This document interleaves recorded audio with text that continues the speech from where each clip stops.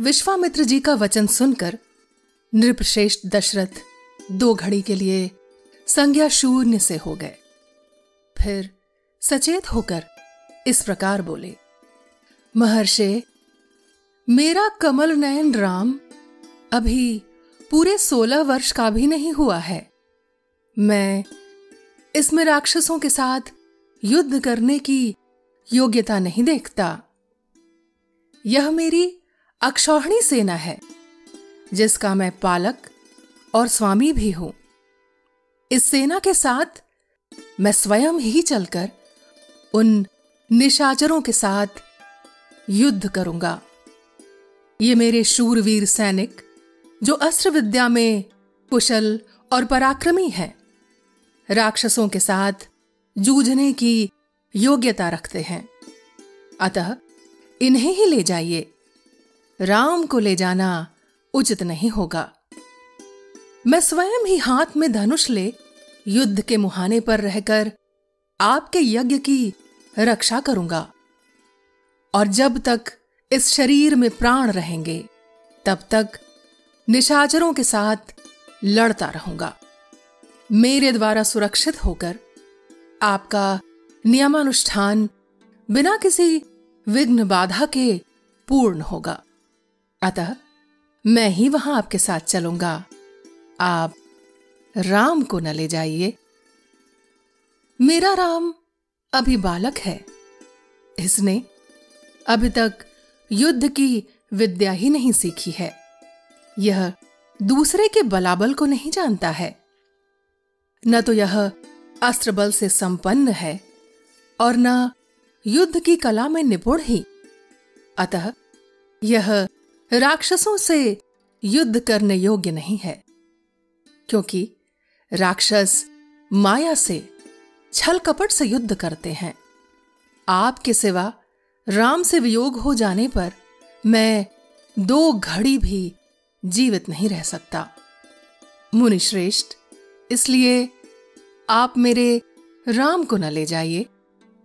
अथवा ब्रह्मन, यदि आपकी इच्छा राम को ही ले जाने की हो तो चतुरंगिणी सेना के साथ मैं भी चलता हूं। मेरे साथ इसे ले चलिए। कुशिक नंदन, मेरी अवस्था 60,000 वर्ष की हो गई। इस बुढ़ापे में बड़ी कठिनाई से मुझे पुत्र की प्राप्ति हुई है। अतः आप राम को न ले जाइए। धर्म प्रधान राम मेरे 4 पुत्रों में ज्येष्ठ हैं, इसलिए उस पर मेरा प्रेम सबसे अधिक है। अतः आप राम को न ले जाइए। वे राक्षस कैसे पराक्रमी हैं, किसके पुत्र हैं और कौन है, उनका डील डॉल कैसा है, मुनीश्वर, उनकी रक्षा कौन करते हैं, राम उन राक्षसों का सामना कैसे कर सकता है, ब्राह्मण, मेरे सैनिकों या स्वयं मुझे ही उन मायायोधी राक्षसों का प्रतिकार कैसे करना चाहिए। भगवान, ये सारी बातें आप मुझे बताइए। उन दुष्टों के साथ युद्ध में मुझे कैसे खड़ा होना चाहिए, क्योंकि राक्षस बड़े बलाभिमानी होते हैं। राजा दशरथ की इस बात को सुनकर विश्वामित्र जी बोले, महाराज, रावण नाम से प्रसिद्ध एक राक्षस है, जो महर्षि पुलत्स्य के कुल में उत्पन्न हुआ है। उसे ब्रह्मा जी से मुहमांगा वरदान प्राप्त हुआ है, जिससे महान बलशाली और महापराक्रमी होकर बहुसंख्यक राक्षसों से घिरा हुआ वह निशाचर 3 लोकों के निवासियों को अत्यंत कष्ट दे रहा है। सुना जाता है कि राक्षस राज रावण विश्रवा मुनि का औरस पुत्र तथा साक्षात कुबेर का भाई है। वह महाबली निशाचर इच्छा रहते हुए भी स्वयं आकर यज्ञ में विघ्न नहीं डालता। अपने लिए इसे तुच्छ कार्य समझता है।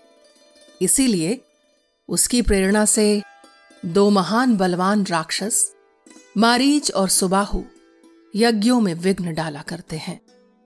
विश्वामित्र मुनि के ऐसा कहने पर राजा दशरथ उनसे इस प्रकार बोले, मुनिवर, मैं उस दुरात्मा रावण के सामने युद्ध में नहीं ठहर सकता। धर्मज्ञ महर्षि, आप मेरे पुत्र पर तथा मुझ मंदभागी दशरथ पर भी कृपा कीजिए, क्योंकि आप मेरे देवता तथा गुरु हैं। युद्ध में रावण का वेग तो देवता, दानव, गंधर्व, यक्ष, गरुड़ और नाग भी नहीं सह सकते, तो फिर मनुष्यों की तो बात ही क्या है।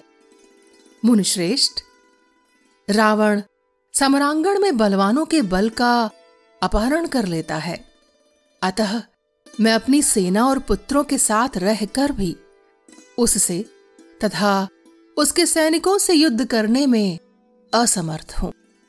ब्रह्मन, ये मेरा देवोपम पुत्र युद्ध की कला से सर्वथा अनभिज्ञ है। इसकी अवस्था भी अभी बहुत थोड़ी है, इसलिए मैं इसे किसी तरह नहीं दूंगा। मारीच और सुबाहु सुप्रसिद्ध दैत्य सुंद और उपसुंद के पुत्र हैं। वे दोनों युद्ध में यमराज के समान हैं। यदि वे ही आपके यज्ञ में विघ्न डालने वाले हैं, तो मैं उनका सामना करने के लिए अपने पुत्र को नहीं दूंगा, क्योंकि वे दोनों प्रबल पराक्रमी और युद्ध विषयक उत्तम शिक्षा से संपन्न हैं। मैं उन दोनों में से किसी एक के साथ युद्ध करने के लिए अपने सुहृदों के साथ चलूंगा। अन्यथा यदि आप मुझे न ले जाना चाहें, तो मैं भाई बंधुओं सहित आपसे अनुनय विनय करूंगा कि आप राम को छोड़ दें। राजा दशरथ के ऐसे वचन सुनकर विप्रवर कुशिक नंदन विश्वामित्र के मन में महान क्रोध का आवेश हो गया। जैसे यज्ञशाला में अग्नि को भलीभांति आहुति देकर घी की धारा से अभिषिक्त कर दिया जाए और वह प्रज्वलित हो उठे, उसी तरह अग्नितुल्य तेजस्वी महर्षि विश्वामित्र भी क्रोध से जल उठे। इस प्रकार श्री वाल्मीकि निर्मित आर्ष रामायण आदि काव्य के बालकांड में 20वां सर्ग पूर्ण हुआ।